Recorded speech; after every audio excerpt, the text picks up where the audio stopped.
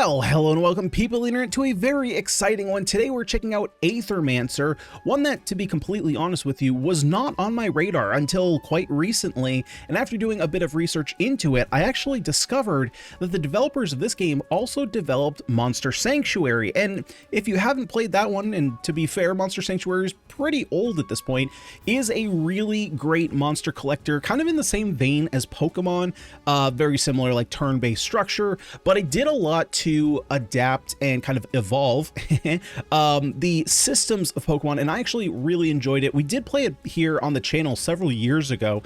I might even still have that VOD up, but anyway, I had a lot of fun with that game. And so now seeing that there is a new roguelike version from the same studio, I'm very excited to see what they can come up with. Now, I have played through a run of this, and we're actually going to run through the tutorial again here because there's a lot of information here, and it is a bit more of a complicated turn-based creature collector game. And so I think running through the tutorial, you guys will be very, very insightful. And to be completely honest, I want another run through the tutorial myself anyway, because there was just so much information the first time. But combat is very fun. The creature designs are super cool. They're all like fully animated, so combat is pretty engaging. The attack system is also very interesting. There's a little bit, it's not as, how do I want to say it? Kind of like clean and wrapped up in a bow like Pokemon, where Pokemon you have the PowerPoint system. This is almost more like a Final Fantasy type combat system with anima and ways to kind of use mana to build your attacks. So here we're going to be able to choose our first monster. Now, as far as I can tell, the monster that you choose here is kind of your quote unquote starter Pokemon, if you will. So kind of like in a Hades fashion, when you start and you choose what weapon you want to run in, this is kind of the same thing. And from what I can tell, the one that you pick is going to be the one, at least for now, that you start your runs with. So you want to kind of choose which one that you want to be consistent with. Although the game is very, very liberal with allowing you to use other monsters, creatures in your runs. So don't worry about that. You're not going to be super limited. So what do we actually have here? Let's go ahead and open up the details here. So we have Charuf, something like that. We have your HP, your experience. Experience is super simple. Every battle the monsters fight in, they get 1 experience, and level 1 is 2 experience, level 2 is 3 experience, level 3 is 4 experience, and so on and so forth. We have the elements of the monster. So we have earth and fire, and we have their different types. So this is basically, the types is basically just like, what is the monster going to be good at, or what are their abilities going to be revolving around. We also have a 25% crit chance, which is just a passive perk. I don't actually know what worthiness is yet. This is one of the things where I'm hoping maybe I just missed it in the tutorial. Traits. So every monster is going to have a passive trait. This guy's is Scorched Earth. Whenever he applies 1 or more burns next to an enemy, break 1 poise on them. We'll of course go over this later. Each creature also starts with 2 moves. Now, as we level up, we're going to be able to get more moves. The cost of the move is over here on the right. How many? I forgot. Aether. That's what it is. I kept saying anima or amina. Either way, we got our Ether, which we will, of course, gain over the course of turns. And then we can see what the attacks are doing. So how many and how much damage. We have our second character here, Jotun. Jotun is a water and wind character. Now, wind is a little bit interesting. We'll go over that later. It's a little bit different than the other elements. We have his type. So he is the tanky shield character. He has shield generator 2. So I believe this is at the start of each turn. Each monster will get 2 shield. We have Rime Wind. So anyway, we're going to pick up one of these later, most likely. I think right here at the start, though, we're going to take Charuf. Let's just go ahead, jump in. We're inside the void now. The entirety of the fractured ruins has been devoured by it. Wild monsters roam this area, my old friend. I will once again require your support in battle. So yeah, all these creatures are animated very well. In combat, they do full attacks. It's actually really sweet. So we'll just continue on here. Oh, looks like we got our first fight. A wild monster is blocking our path. We'll have to fight it. I suppose we can do just that. All right, a very first battle. Monsters can use different actions in combat. Most actions cost Aether to be used. There are 4 different elements of Aether: fire, earth, water, and wind, although one of these is different than the other. One thing of note, there is keyboard controller support, no mouse support. So unfortunately, there's going to be some things in the game that I would like to be able to hover over to easily see their information. We just can't do that yet. I'm assuming it will be included, but just keep that in mind. You currently do not have much ether. So you can see up here all the different ether: fire, earth, water, wind. I forgot what this one is, but same thing on the other side. They do have a water. Your only option is to use your monster's basic attack, which can always be used to generate additional Aether based on your monster's elements. All right, so let's go ahead and basic attack. We're going to do 2 instances of 2 damage against target enemy. So let's go ahead and do that.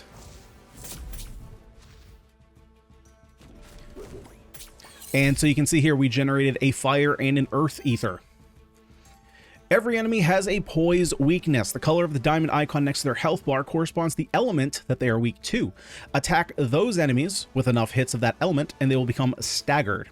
A staggered enemy skips its next action and all damage against it is increased by 50%. Try it out. You have enough ether now to stagger your enemy. So he is weak against earth type. So we use our earth attack, which is going to hit twice for 3 damage. It's also going to purge an enemy ether. So it's going to take this ether right here and get rid of it, which of course he's trying to use to do his attack. But we're going to stagger him anyway, which means that he's going to miss his next attack. So there we go. He misses his attack. He's going to do a recovery action, which we'll see here in a bit. Now, let's see. Now we can use our ignite ability. So let's go ahead and do that for a big hit.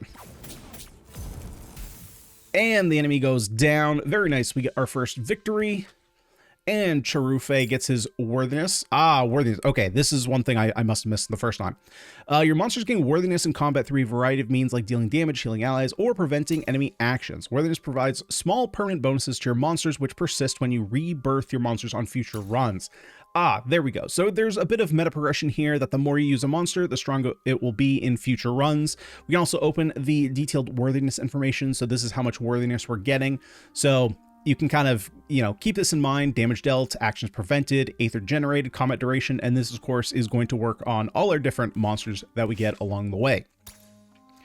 So we get our 1 experience. And then we continue on in the world. So we've got a pickup here, a loot drop. You gain a tome, which is a common equipment. On a single target attack, 50% chance to apply weakness.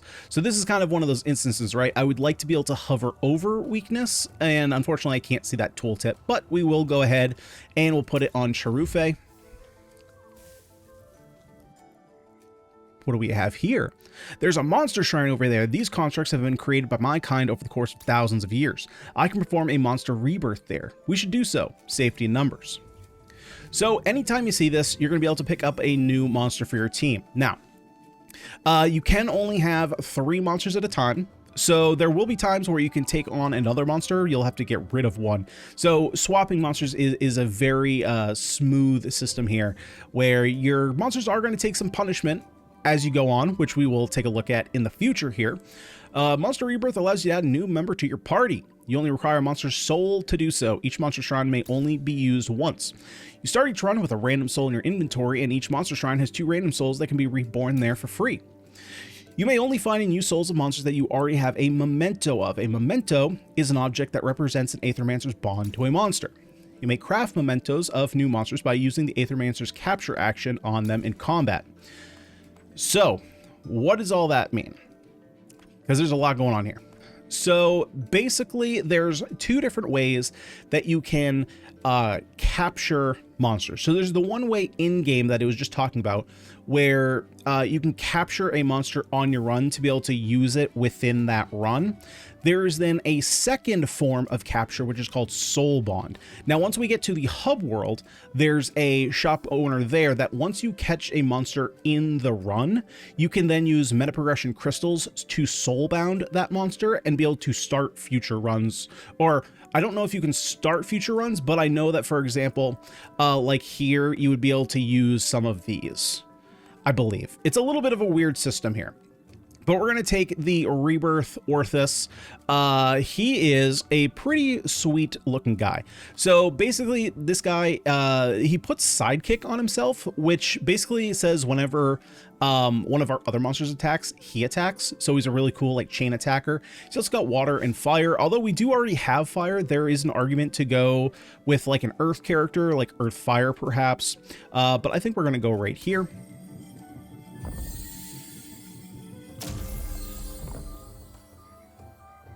Nice. And of course, he is a little puppy dog, and we love our dogs here. Is this gonna... yeah, I was gonna say, I think this is where we learned this mechanic. So this time, let's initiate combat by performing a Void Blitz. This ability allows the Aethermancer to ambush the enemies, which removes 2 poise from the targeted enemy. This makes them easier to stagger in combat. So we can choose which enemy we want to stagger. Now, we have an earth attack. We don't really have a wind attack, though. So we probably just want to make this a little bit easier to stagger. So you can see right down here, we're going to knock 2 poise off of there. There we go. The Void Blitz isn't the Aethermancer's only ability. The Aethermancer may also use certain actions in combat, such as capture and artifacts. Artifacts are special items that you can use in combat. Each artifact has a certain number of charges, which are refreshed whenever you go to a rest site. So you don't have to worry about losing them when you use them. So we do have the capture, and then we also have the monster flask to heal for 15. So let's go ahead, and we do have some earth aether. So let's go ahead and grapple this guy. Now you are able to choose the order in which your monsters attack. So once we get a third monster, it'll become pretty important to, you know, figure out. So for example, the better option that I probably should have done had I been thinking is to use Firefang first.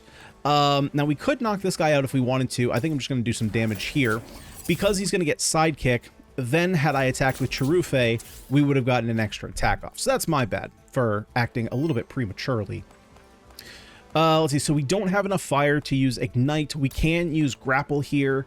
So let's go ahead and do this. We do have sidekick on our boy right over here. Another thing, like all these buffs, so you're going to see a number of buffs and debuffs here. Unfortunately right now it's a little bit tough to kind of keep track and know of what all these are. There's another example right up here.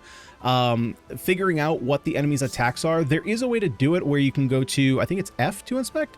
Yeah, so you go to F to inspect, and then you go to the enemy. So we go to this guy, and for example, he has this like, what is he doing? So he's doing grapple, right?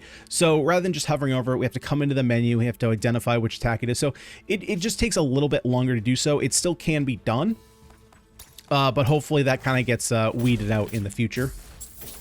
There we go. That's our sidekick attack. So it looks like, oh, this is how many sidekicks we have left, or how many charges we have, perhaps.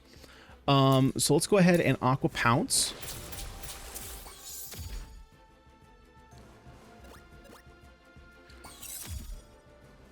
And so you can see here, he's healing. So we're actually going to get a bit of a healer here later on. So let's go ahead and swap down here. We have, what do we have on us? Yeah, see, this is one of those situations. I'm not exactly sure what this is. So let's actually go, let's go Firefang. If for whatever reason we need to have sidekick, we now have it.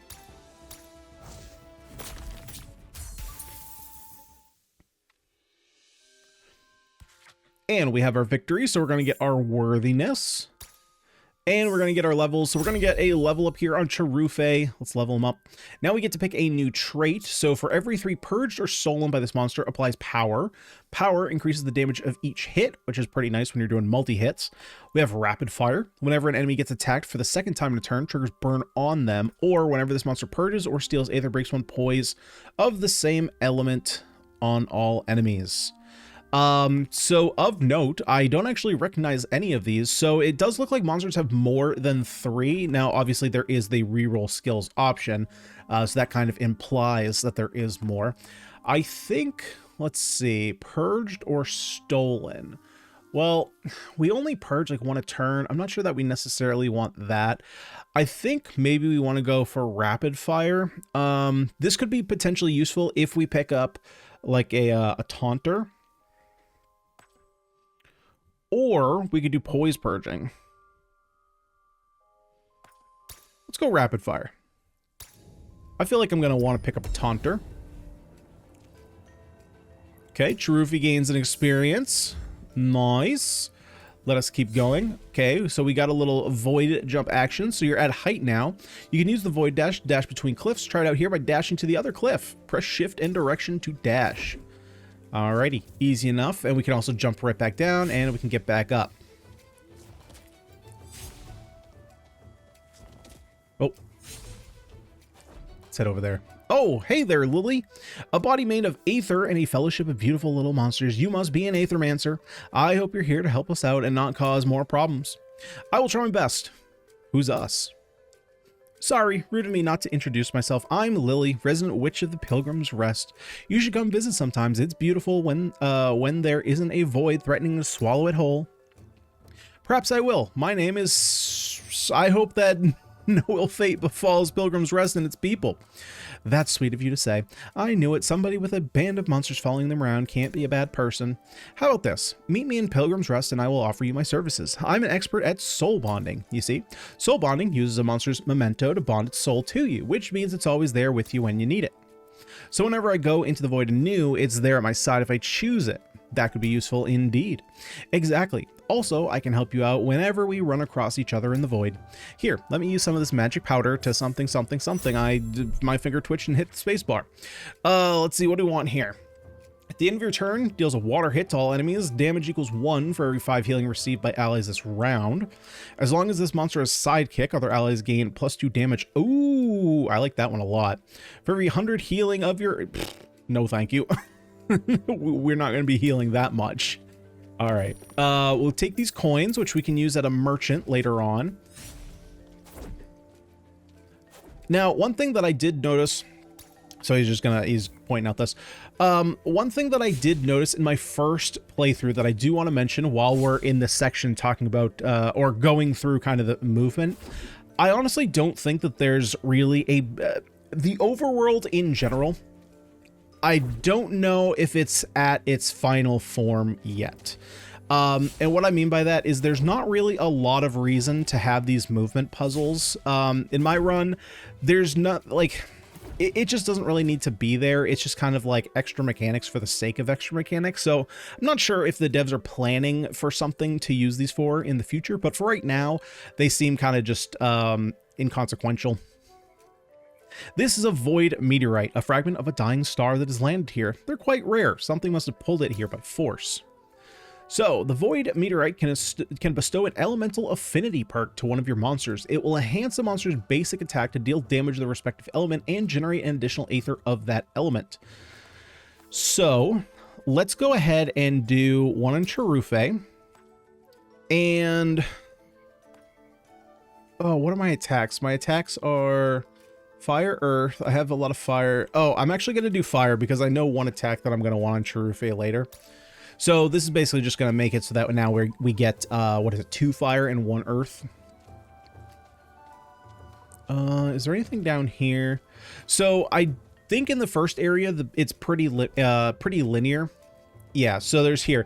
But eventually there will be kind of branching paths that we can kind of go down. Although it does seem like every zone has one exit zone, so it's not like you can get lost or you can potentially miss something, but it's not like there's gonna be 2 exit paths, for example.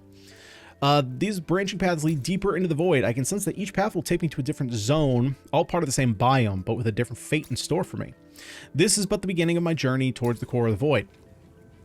So we have Envoy, we have Aether Spring, and we have Night. Now, I'm going to be completely honest. This is it's kind of one of those things like any action roguelite you play, where kind of like Sworn, which we've been playing. When you first start, you're going to have no idea what any of the rooms are. So we're just going to do, I think, Envoy, and we'll just see what that is.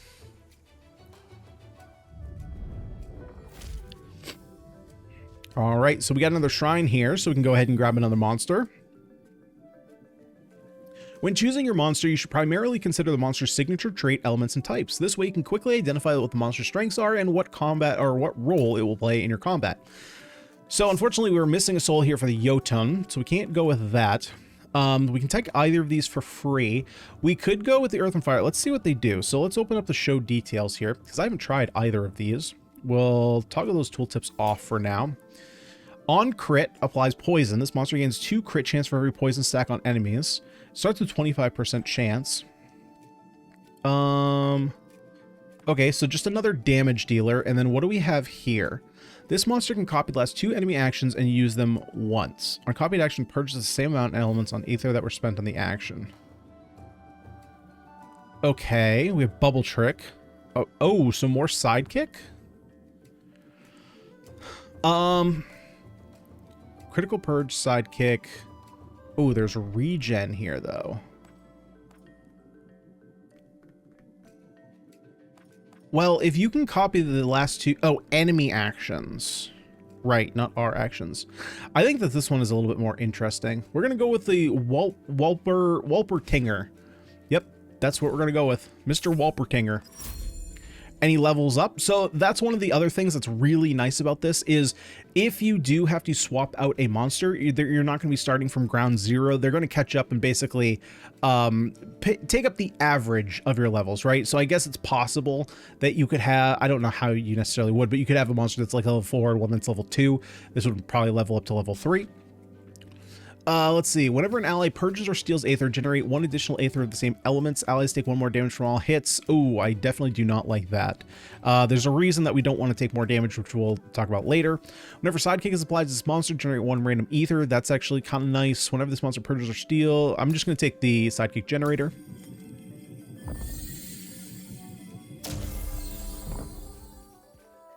Okay. What do we got down here? Let's do a little bit of exploring. We'll grab our coinage. Hey, what do we got here? Do my eyes deceive me? Another Aethermancer here inside the void. I'm called Alioth. They sent me here to investigate the massive void phenomenon. Are you here to assist me? I'm here on my own. The issue seemed too important to ignore. An Aethermancer operating on their own? So you weren't sent by Achilles? How curious.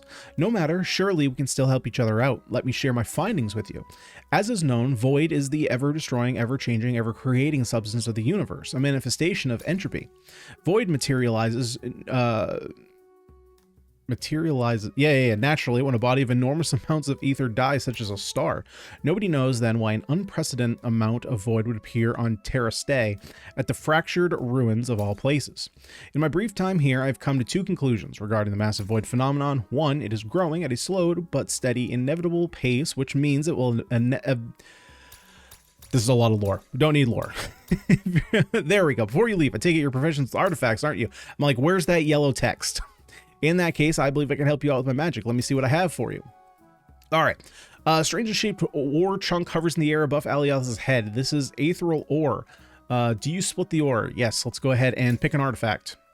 So we can reactivate target monster. Grants another turn to a monster that already spent its turn. Ooh. Or Aethermancer Whip. Deals 2x2 damage against target enemy. Steals 1 enemy Aether. Let's take Rod of Command. Seems pretty sweet. Is there anything up here? Nope. Oh, hang on. We only missed this. Pick up those coins. Basically, anything you can interact with is going to be glowing gold. So you're not really going to miss anything.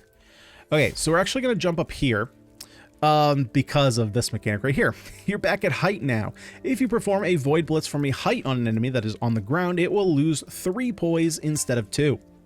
So we can go ahead and hit space here. And what do we have? Let's go ahead. Oh, we're actually going to take out this guy first. This ooze is kind of a problem. He's a tanky boy. He's a tanky boy. You are fighting an ooze. Its signature trait can be tricky to fight against as it can deal increasing amounts of damage to your whole party if left unchecked. And then you can check out with F. So we will do just that. Putrid Odor. On action. Applies 2 poison to self. Whenever poison triggers on this monster, enemies also take damage from it. Doesn't seem so fun. Let's see. So let's go ahead and apply our sidekick first. Or actually... let's do this. Oh, I have fire on this, not... well, we would generate fire, fire, earth. The thing is, So while we are of type fire and earth, basic attacks don't stagger. So I would need earth to stagger. Unfortunately, I can't do that because I don't have any earth ether. So I can do this. So let's go ahead and bubble trick here. I thought he was just going to fart in that guy's face. All right, and then we Aqua Pounce. So we do have sidekick, so we can go ahead and hit here twice, which we stagger. We get our hits off, and then we're going to get some sidekick action. We, of course, do extra damage, and that was a crit. We can then go ahead and ignite, which we'll do here, get the burn.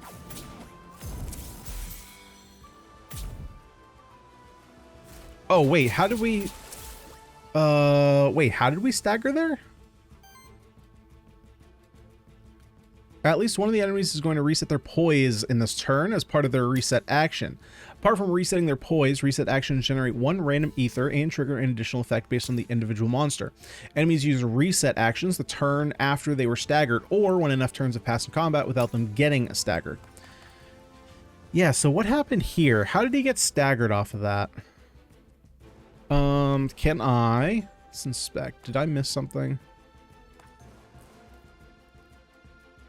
Oh, whenever it applies one or more burns next to an enemy, break one poise on them. Got it. Yeah. So we applied burn, which broke one poise.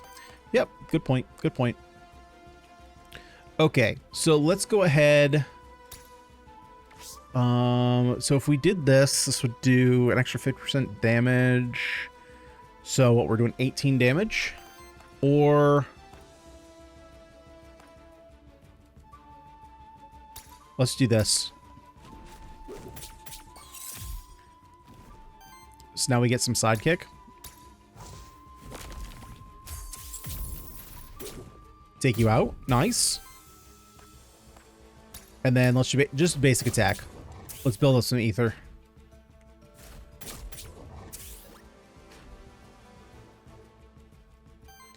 Okay, now you might have noticed on that last turn, you can see right down here, there's a little pink bar down here. And what is this? And if you noticed on the last attack, when we got hit, this increased. So this is corruption. This is the system that I don't know I'm entirely happy with in this game, but let's describe it first and you can form your own opinion of if you like it or not. So the way that this works and the way that the game kind of balances health regeneration is that if your monsters take unblocked damage, that is damage that is not blocked by a shield, based on how much damage you take, you will gain certain corruption. So I don't remember the exact numbers. So let me see if I get this right. It's 0 or 1 damage, you get 0 corruption. 2 or 3 damage, you get 1 corruption. 4 or 5, you get 2 corruption, right? And it goes up in chunks of 2. So it's 0 and 1, 2 and 3, 4 and 5, 6 and 7, and so on. And what corruption does, if you have no, or I should say this, at the beginning of every fight, your monsters are going to regain full health. However, if you have corruption, corruption is going to basically reduce your monster's maximum HP. Okay. Now, that does not mean it permanently reduces it because there are ways to get rid of corruption. But it means that now instead of Chirufe starting the next fight at 42 HP, he's probably going to start at, if I had to guess, 35 or 36 based on this number. Let's see. So we have a free action to steal an enemy ether. We have Alchemical Charge. 3 instances of 4 damage against target enemy. Purges 2 enemy ether if the target has burn, otherwise applies 3 burn. So this would purge water and fire. It would also apply 1 more because we could be applying burn.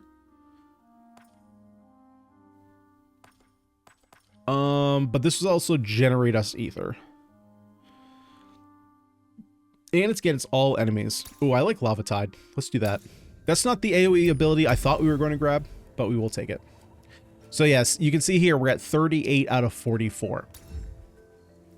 So basically the whole reason that this is here is, you know, it kind of forces you to potentially swap out your monsters after every so often in a run. However, what I found is that really what it does is it kind of pushes you into this box where you're very heavily incentivized. Is this where I want to go, or do I want to go that way? Well, we'll go this way. They probably lead. Oh, okay. There's a sneaky one here. Some monsters will attempt to ambush you. When you get close to them, you can use the Void Parry to counter their ambush, giving you the same advantage as when you perform a Void Blitz. So we'll just hit our spacebar here. I actually think it missed. Oh, no, it did work. Okay. So let's go ahead and, well, we can actually stagger you.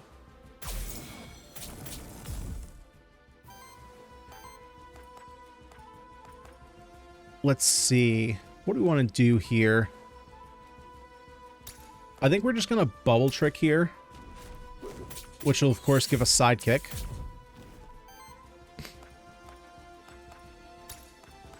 And then let's just build up some ether. We'll get the sidekick attack, get the kill.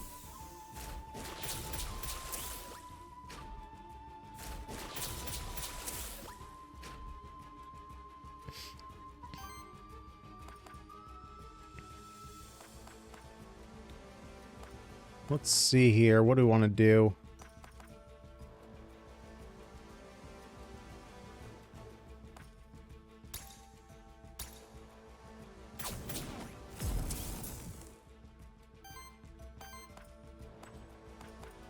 Don't have enough for wind kick. Let's go ahead and try and set some up so that way we can stagger this guy.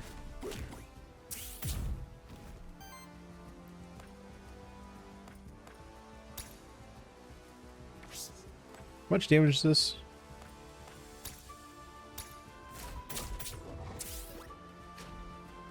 It's fine. We'll just build up some more ether.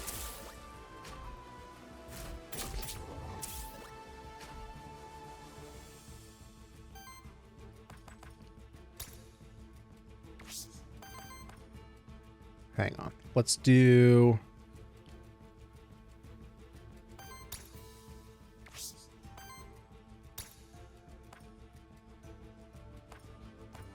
I think we can kill you in a different way. So let's do this.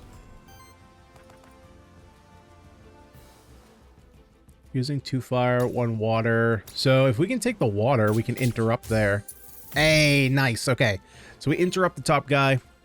And then let's go ahead and... we'll Fire Fang here. Get rid of him.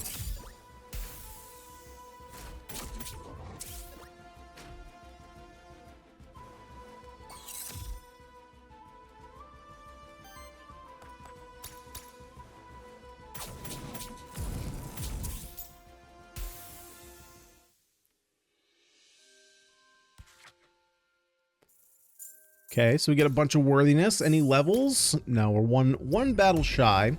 So we'll pick that up later. We have an armor, rare equipment. At the start of your turn, shield cell for 3. Increases damage of burn against enemies by 1. So let's put our shield here on Orthros. Or our armor, I should say. What am I interacting with? This tent appears to be rather new, which means there are people actually living in the void, and they call me mad. So there must be maybe like story elements here. A soul altar, a crude altar crafted by the Monsterkin many centuries ago, as a place of worship for the monster deities. A sacrifice required for those who wish to use a soul altar's power. Should you accept one of your spare souls, will be chosen at random to be released to the void. You may then choose a temporary boon that will aid the monsters in your next 2 battles. So, let's see. I'm not sure what it means by spare souls. And it's only for 2 battles. I feel like, is it going to make me, like, release one of these guys?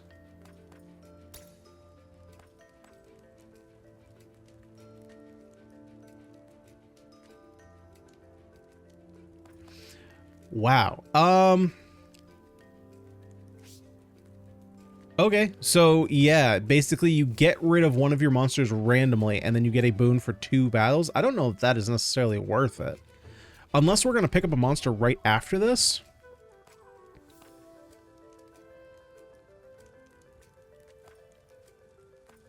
I mean, let's do sidekick boon.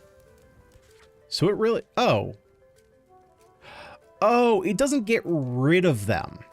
Oh, okay, okay. I thought it got rid of them. I was like, that is not going to be worth it. Okay, so it just like chooses, it basically chooses like what they're good at random and then gives you a boon. Okay, that is much better than I initially thought it was.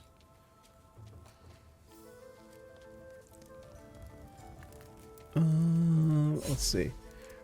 Yeah, see, like this for example. Oh, that's where we fought the fight. I was gonna say there's like nothing to do here, but because we already did it. We've got something or other up here. I know the coins are used for merchants. I don't remember what this one's for. I think this might be...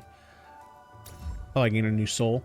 I think this might be the crystals that are used for meta progression. So, like, if you've played, like, you know, well, basically any action roguelite. The one I was thinking of initially was Windblown, just because it has one resource for everything. But, of course, you know, Sworn has the same thing. It's got the silk. It's got the, what is it? The embers. It's got all that kind of stuff. Okay, so we got a sneaky. Yeah, see, like, stuff like this, right? I'm just like, it's just one of those things where it's just a couple extra clicks, and I'm not sure that it's necessary. Let's go ahead and hit the slime. It's something that I was looking through, you know, the Discord. I was looking through some Reddit posts to see what other people thought, and that was definitely one of the conclusions that seemed like it was a common one amongst myself and other people, is that it kind of feels like the overworld is just taking up a bit of time that could be definitely shortened down. So unless there's going to be more features with the overworld later, I'm not sure if it's necessarily doing exactly what it needs to be doing. So, what have we got here? Well, we could do the grapple. Let's first set up sidekick, though.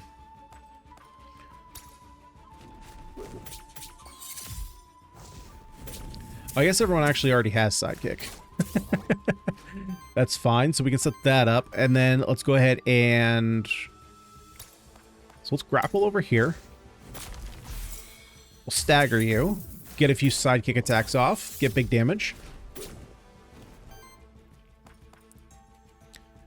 And then what do we want to do? We could just... I mean, we can knock someone out. We don't need to worry about you. The slime. So let's just take you out. Can I take you out with a basic attack? I can. So we can generate some ether. If they were smart, they... Actually, that's actually a fine attack. That's a fine attack. You're not doing anything anyway. And now you can see that we have that 3 shield on our puppy dog.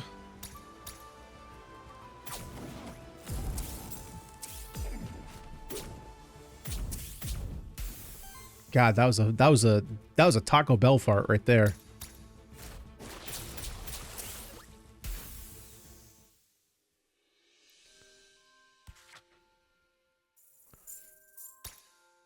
Nice. We're gonna get a couple level ups here.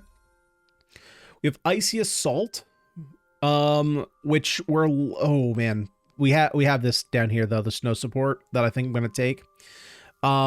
There is, to be fair, there is another one of these support skills that will heal everyone, and it will also, rather than applying sidekick, will cleanse corruption. So that's one that I had in my first run. While I would like Icy Assault, because one of the things that I didn't mention and said I was going to mention, wind is a little bit different. So there's two kind of oddities when it comes to ether. There is a gray ether, which an enemy can have, and any aether damage done to it will break it. So whether it's a fire, earth, water attack, doesn't matter, it will break it. Wind, from what I read on the Discord, is kind of like a catch-all aether, and anything that is wind can break anything. So wind can break fire, wind can break earth, wind can break water. I haven't tested that myself unless we ran into it here, but just keep that in mind. And then Wolpertinger. Apply static itself, reactivates target ally. That could be kind of cool. Ball lightning. 2 times 4 against target enemy, purges 2 enemy ether. Those 2. Ooh, I like this too. I like having just like super strong attacks that we could potentially... Yeah, let's take ball lightning. We could just kind of stockpile some ether, do something big with it. 2 skill reroll. Okay, nice. Although I don't really know what the skills are just yet, so it's like, you know, I don't really know what to reroll for. And we got our directions. You found the end of the zone. You might want to use the map to check if there are undiscovered spots left in the zone. You can also use the map to teleport to any points of interest. So let's do just that.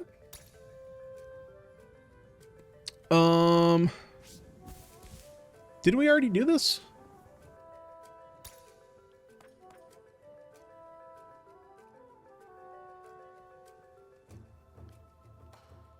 Wait.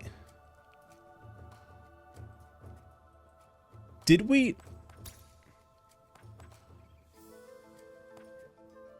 I thought we already clicked this.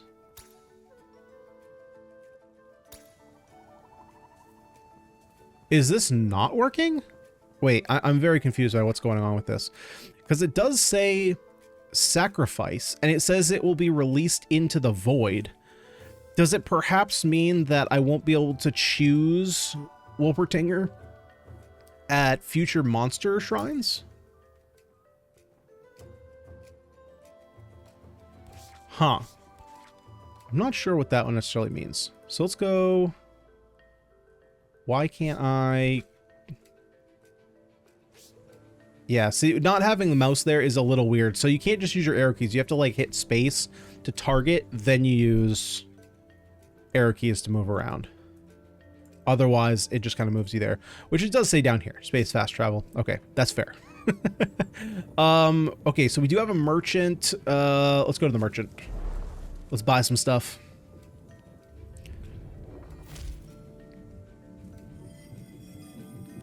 Now, I haven't caught anything yet, so yeah, we only have the same ones available. We'll have to catch something further to be able to gain access to it.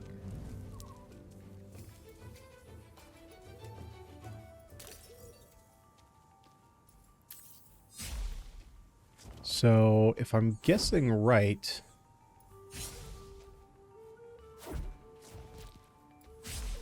Yeah, so like this, for example, like we can jump here. Although the jumping is super weird because you have to like go to the edge and then hit shift at the right time. So is there something to discover? Okay, so this is kind of a great example of why I don't think that this is necessary, because I could just do that. Right? So all of this was just kind of like here, it wasn't super necessary. So I don't know. To me it's just kind of like, I think rather than having what's the way I want to describe this? So rather than saying, okay, we know we have these mechanics specifically that we want to add, and then these mechanics lend to having an open world, instead it seems a little bit like, hey, we want to have an open world. What can we put in it for players to do? And so those features don't, like, those systems don't necessarily need to be there. It's kind of like, is one justifying the other, or... You know what I'm trying to say. Without me hurting my brain too much. All right, so do your talking. We know this guy's a merchant. There's a lot of lore here. Oh, hang on. No. Okay. Another thing. There's no, like, once we have this clicked, I can't go back. Like, I don't really want to buy this, but maybe I do. On support action, cleanses 1 debuff and applies 1 temporary power to target ally. Basic attacks during 1 additional water ether. Okay, that's fine. We'll put it here for now. What else do we have here? We have a blank memento, which we could grab. Bonus experience to a random monster. Or do we want just a blank memento? I already have 1. So let's just grab the bonus XP. On Cherufe, the end of your turn applies 1 temp power to yourself. No, I'm actually happy with where we're at. Okay, so we're good there. Oh, let's see. What else we got? Oh, okay, so I guess, yeah, so this is here specifically to cross this fence. But again, it's kind of like, it's one of those things, right? It's like, does this have to be here for any other purpose other than to have this mechanic here? And the answer is no. If you took this rock out, the gameplay wouldn't change at all. Oh, what is this? A wind element challenge. You may send in one of your wind monsters in your party, take on the wind elemental challenge. They have a 50% chance to succeed, and they may retry until they succeed the challenge. On success, the monster gains 1 XP and 100 worthiness. On failure, it's afflicted with 3 corruptions. So do you want Wolpertinger, get in there. He successfully passed the challenge. Nice! Taking your rewards. Let's go. Way to go, Wolpertinger. Go ahead and break that. We'll get some coinage. Get some extra crystals that we can use. Can I hop up here? I can. Space. Boom. Ooh, we're going to catch you. Why can't I? There we go. I was going to say, can we not target there? Yeah, so we're going to stagger and then catch you. We'll see how that all works out.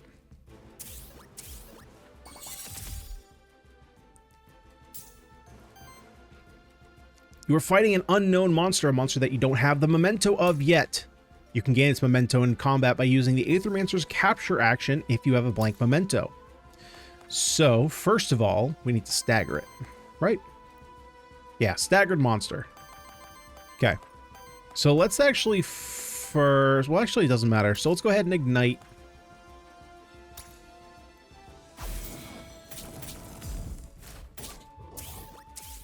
Well, don't kill it, you pricks. Jesus. Okay, let's capture him. It's a good thing I didn't do anything before. We have the Warden. He's a tank. Ooh, we got a tank character. Nice. Let's see here. We do have sidekicks, so let's go ahead and do a little water action.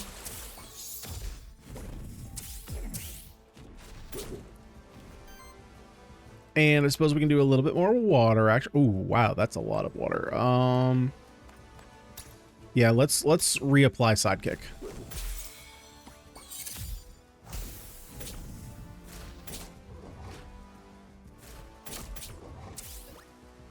Now, the thing that's a little bit different is that once you capture a monster, it's not like in Pokemon where you put it in a Pokeball. Like you saw there, he was still there on the battlefield. This we've already talked about, so this is just talking about corruption.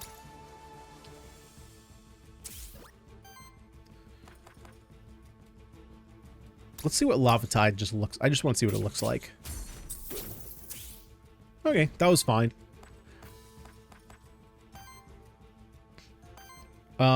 We need to... Well, I can't apply... Actually, do I have wind? I do have some wind. It's big damage anyway. Okay, that was a powerful kick. Oh my god.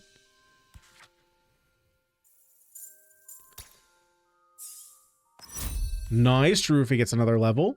For every 4 burn applied to enemies, generate a fire ether. On crit, deals a 3 damage wild hit. Or 3 wild... Okay, dyslexia much? 3 wild damage hit. This damage counts as all 4 elements. Ooh, so maybe that's what purple is wild damage. This seems great. We'll just turn him into a crit monster. He's already got 25% extra crit. A Tatzelworm soul.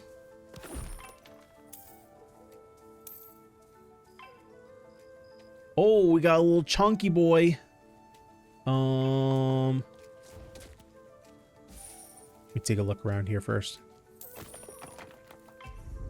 Go ahead and sneak on you. Doesn't really matter. We'll hit one of them. Oh, we don't have any more memento though, so we can't catch the chunky boy.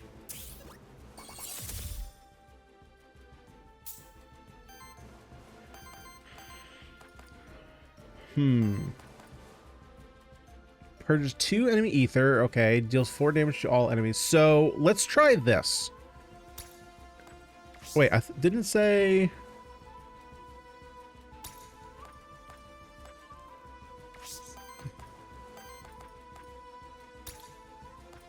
Let's try this. Is this going to remove 2 water purges?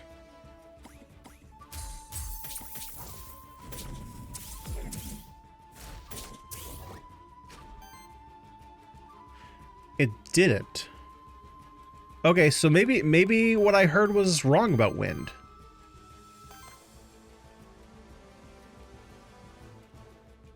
Okay, maybe what I heard was wrong then. Yeah, so let's then go ahead and just basic attack here, build up some more ether.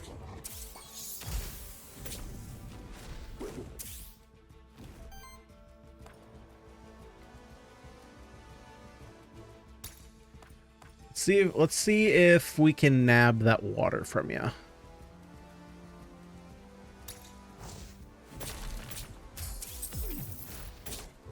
Man, how does it know exactly? Like, is it by chance, or am I just choosing something and I don't recognize what I'm choosing? Because I'm always getting the exact thing that I want.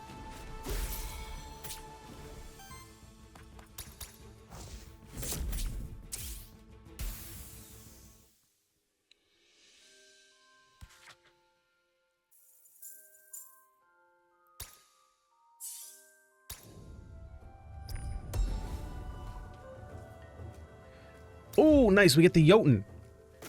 Okay, cool. I do want to play with the Jotun, so we'll pick him up later.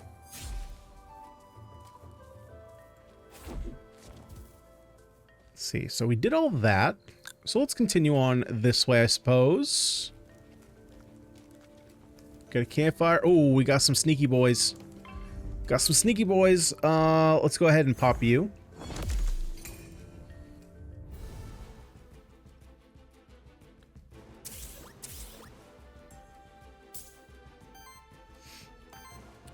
And let's see here. What do we want to do? Toxic Slash.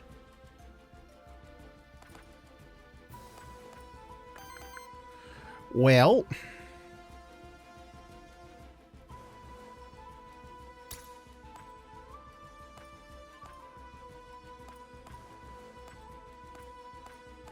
Oh, so we're purging whatever element that they're using. So like if I do this, it's going to take one wind away and then he can't use his ability.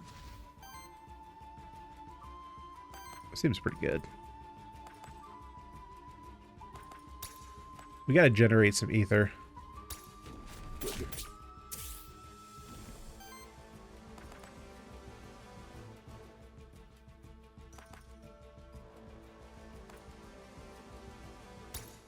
Yeah, let's just go at generating.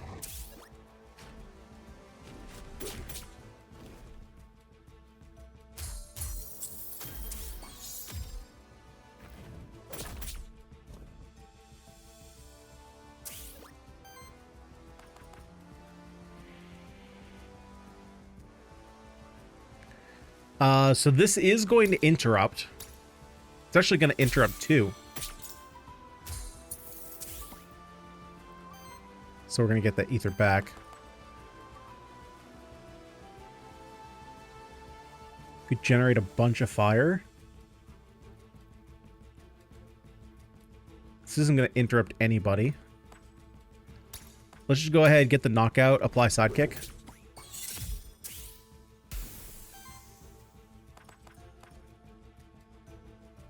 And let's go for a Fire Fang.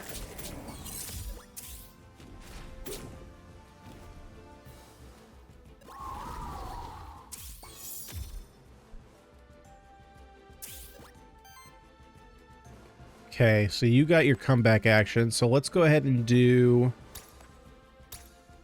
Let's grab Ignite. Let's get you dead. Now... we need 2 water hits. We need 2 more water hits. Stagger. Nice. Get the sidekick hit in. Go to round 4. They're going to try and get their attack back. But we can just ignite. Fantastic. So unfortunately, Cherufe has taken quite a bit of corruption. On interrupt, deal 6 fire or wind damage to hit to that enemy. Sidekick attacks from all allies deal 2 times 2 damage hits. So is that in addition?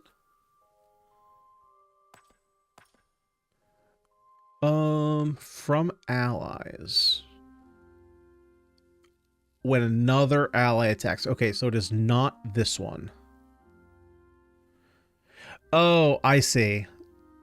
So so it's the same damage, but instead of one hit, you're doing 2 hits instead. Let's grab shock.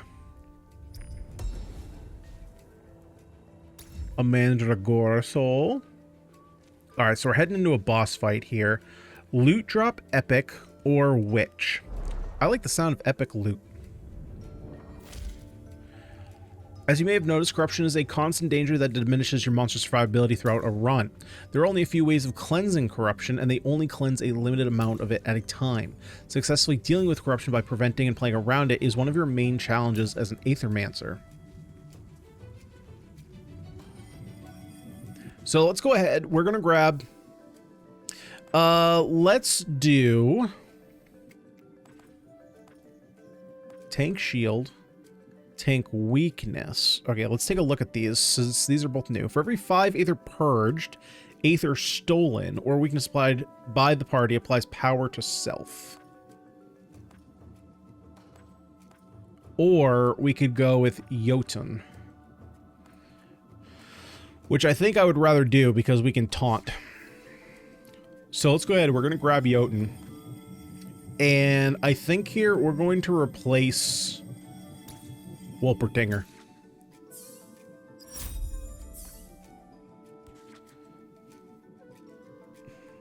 On wind action from any ally, shields each ally for 2. Gains aging. At the start of your turn, applies an age stack to self. A monster cannot have more than 1 aging. For every 3 age, applies redirect and shields self 2 by X. So every 3 turns. No, I like taunt. Taunt's just cleaner.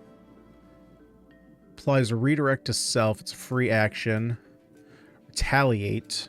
Triggers when this monster is attacked or receives non-attack damage. Attacks that great retaliate effects last until your next turn. It's a free action. Okay, so you do this and then you do... Or... I do kind of like Glacier Shield.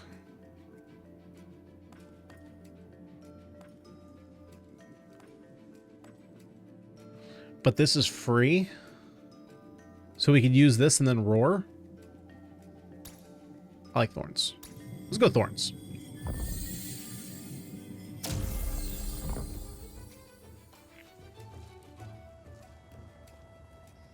You gained an orb. Ether +1 increases damage of each fire hit by 1, increases damage of each wind hit by 1.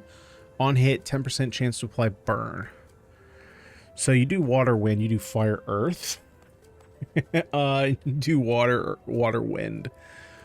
Oh,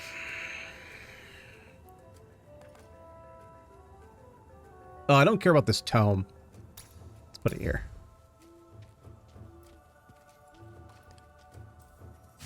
Oh, we got a sneaky. Got a sneaky little crystal. We got some more stuff up here. And it looks like that's the way we're supposed to go. So I just want to see. Nope, there's no more crystals this way. Oh, there's something hidden behind a tree here. Can I go this way? No, that path was making me think maybe I could go that way. So this is the end of the level. So here's our boss. This is a champion monster. You face them at the end of each biome. They're tougher, have more skills, and use 2 actions each turn. You have to defeat them to advance to the next biome. All right, well, let's jump him. So you can see here is our gray ether. I'm actually going to hold because it's probably just going to tell us all about gray ether.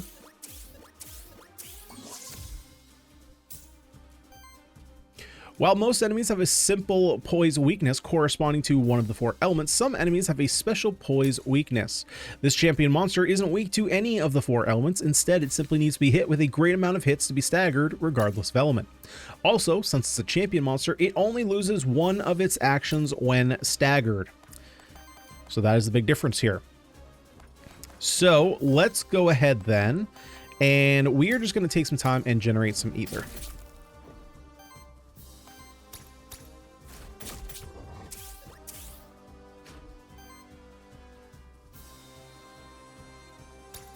And then we can decide what we want to do later on.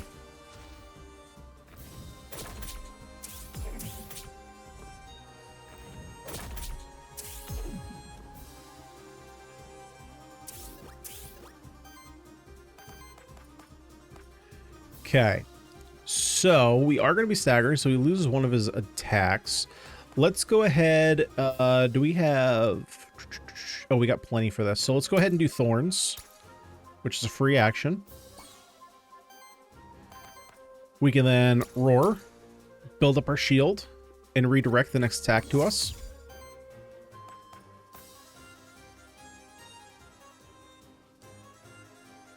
We will Lava Tide, which is going to interrupt and generate us an Ether.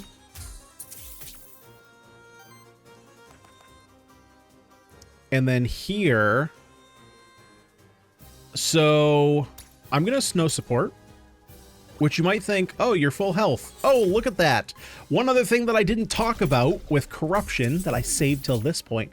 So Corruption, while it affects your max HP at the start of battle, it does not affect your actual max HP. So you can heal past Corruption. That is the kind of second layer of Corruption, if you will. Let's go ahead and we already have, let's see, we already have one. Let's go ahead and what do we want to do here? Let's Fire Fang. We'll get another sidekick. We'll Ignite.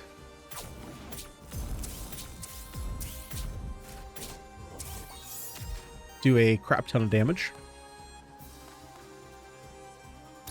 And since you're staggered, we're just going to do as much damage as possible. Right? The enemy takes 50% more damage while staggered.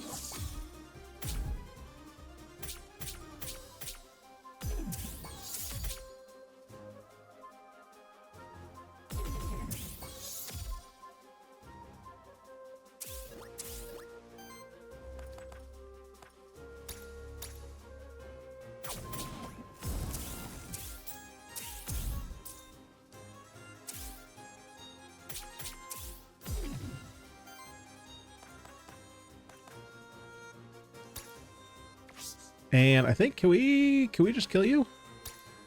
Yeah, we should definitely just be able to kill you.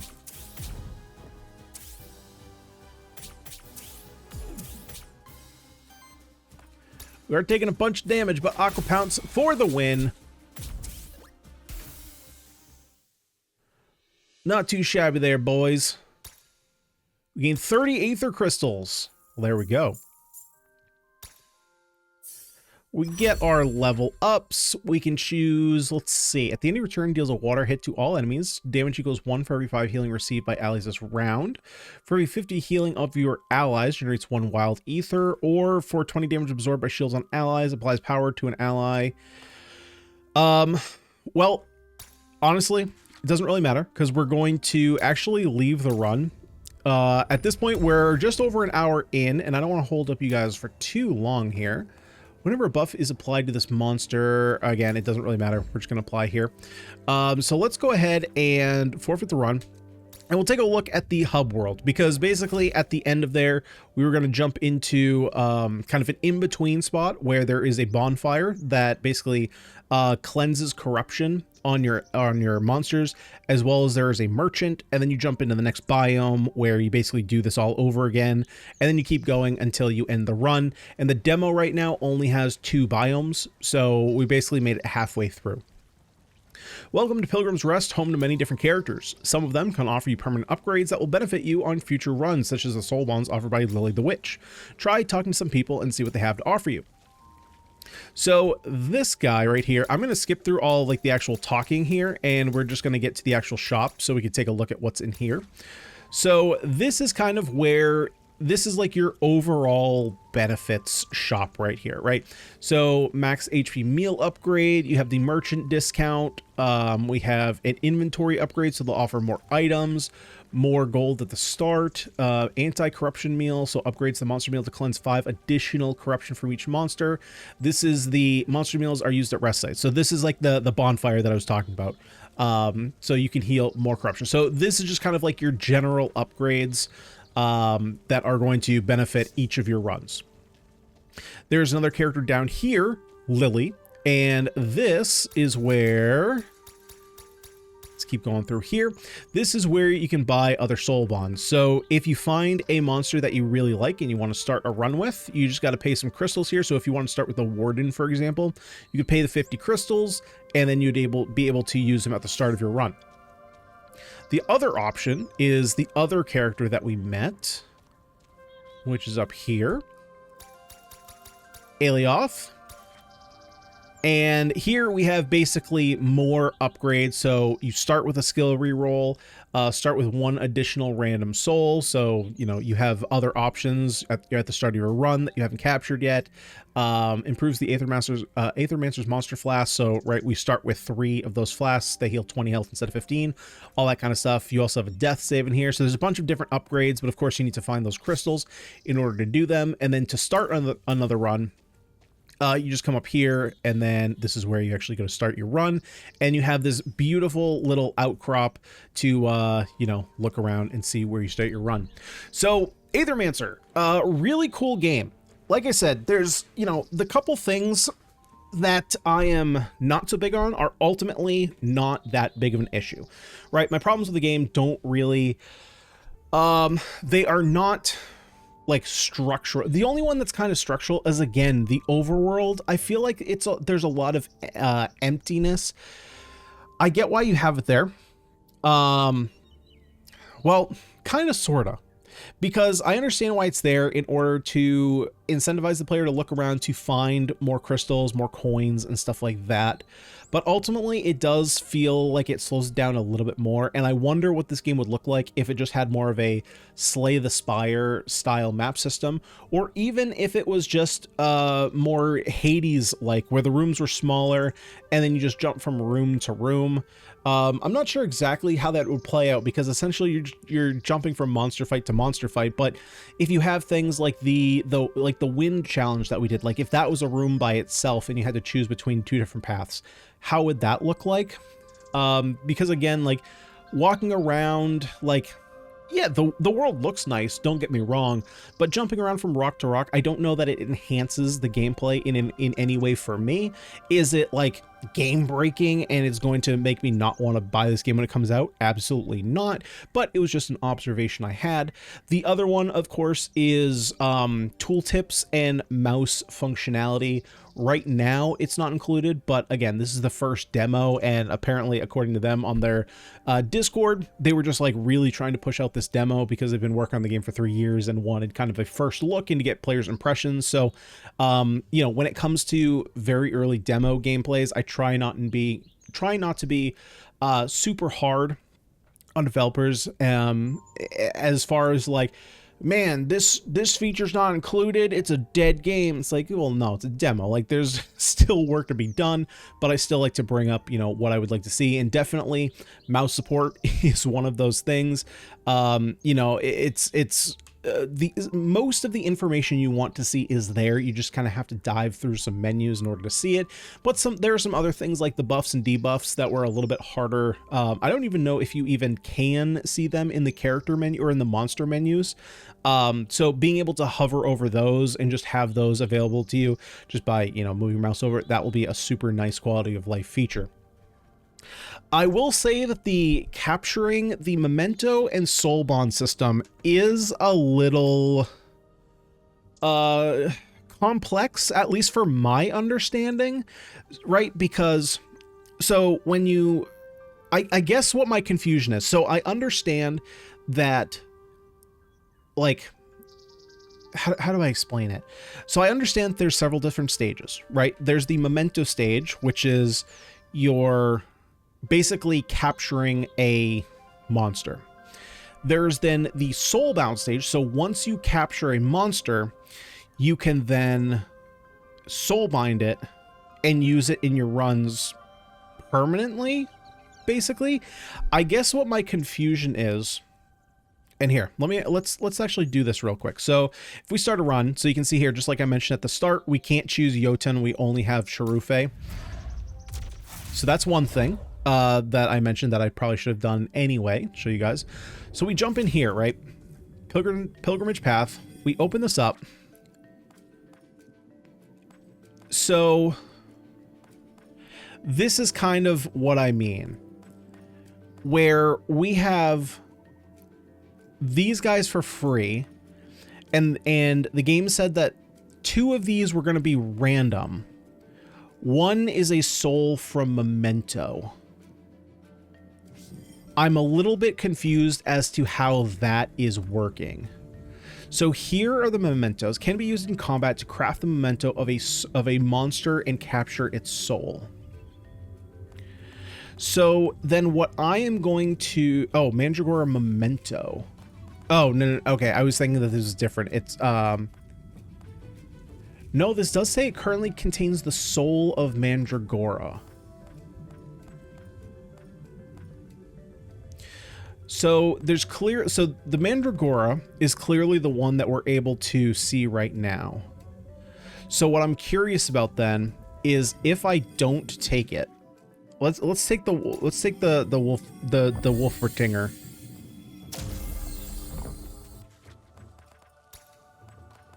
Yeah, it is still purple. So I'm not necessarily 100% sure what the difference is between a regular memento and it has the soul of the Mandragora in this memento. So this system is, I'm not entirely sure about it. I'm sure once someone in the comment section explains it fully, I'm going to understand it perfectly. But the way it is right now, it said in the beginning of the tutorial exactly how it was working. I just am not fully grasping it. So that's not the game's fault. That's my fault. Just something I want to point out here. One other thing too, I'm just going to mention it. I know it's going to get not necessarily fixed, but changed. Right now, the town here is super empty. But again, it's an early demo. I'm assuming there's going to be more in the town eventually. Because right now there's only 3 characters. Like there's doors down here, which I'm assuming are eventually going to lead to something. Otherwise, why design a door like that, right? So that's not like a serious critique or anything like that. Combat is super fun. I really like all the monster designs. That was one thing about Monster Sanctuary that I liked a lot, is the monster designs and how different they were, and how this is a discussion for a whole nother time, but how like Pokemon they felt, even though they didn't look like Pokemon.